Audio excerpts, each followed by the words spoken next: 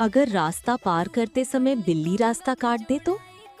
अगर आप भगवान भोलेनाथ के सच्चे भक्त हैं तो इस वीडियो को लाइक करें, चैनल को सब्सक्राइब करें और फॉलो जरूर करें।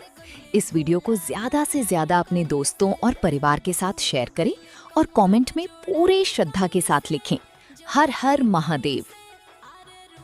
लोग मानते हैं कि अगर बिल्ली रास्ता काट दे तो थोड़ा देर रुक जाना चाहिए। कुछ लोग भगवान का नाम लेकर 2 मिनट ठहर जाते हैं।